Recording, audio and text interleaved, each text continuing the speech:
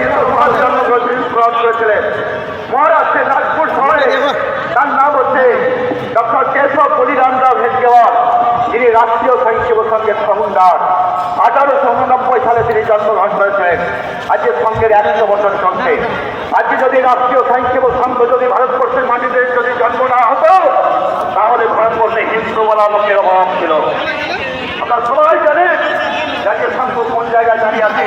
ঠিক তার পরম্পরায় ভারতবর্ষে আর একজন বিখ্যাত মানুষ ভারতবর্ষে জন্মগ্রহণ করেছেন, আমাদের বাঙালি সাধকগণ পর্যন্ত পঞ্চ স্বামীজি যে মন্ত্র উচ্চারণ করছিলেন, যে প্রতিষ্ঠানের তরফ থেকে এসেছিলেন, আর সেই প্রতিষ্ঠান হচ্ছে ফাউন্ডার, তিনি হচ্ছেন আমাদের শিক্ষক ঠাকুর পূর্ণমানন্দজি।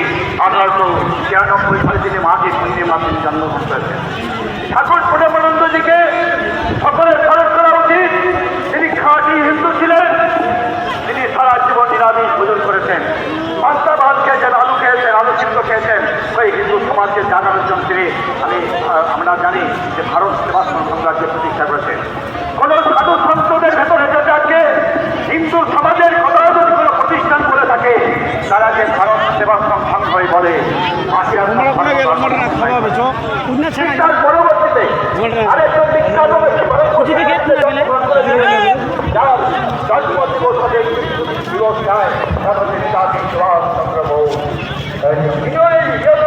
সমাজকে জাগানোর জন্য তিনি আপনার চেষ্টা করেন। যদি এই সমস্ত ব্যক্তি যদি ভারতবর্ষের থেকে না আসতো, তাহলে হিন্দু সমাজ আজকে কোথায় গিয়ে দাঁড়াতো, কোথায় থাকতো? আজকে সর্বধর্ম সমন্বয় করে শেখানো যাবে না। আগে বাংলার দুর্দশার কথা আপনারা সকলেই জানেন। ভারতবর্ষের আছে একটা শাসক দল, আজকে যেখানে হিন্দুদের আন্দোলন, যেখানে হিন্দুদের সমাবেশ, আর সেখানে তার ওই অপদার্থ গোলামীগুলাকে পাঠিয়ে দিয়েছে, যাও সেটাকে সামাল দাও। আমি সেই গোলামীদেরকে বলি, তোমরা এই যে অসন্তদেরকে আর সবটাকে তুমি সমাধান করে দিয়ে গিয়ে বসে আছো, ন্যায় প্রতিষ্ঠা করার জন্য আপনারা আছে।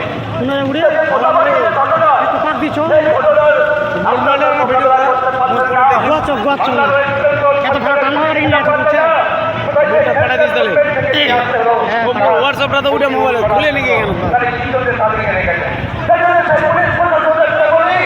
তোমাদের যদি খবরদারি না থাকে, তাহলে তোমরা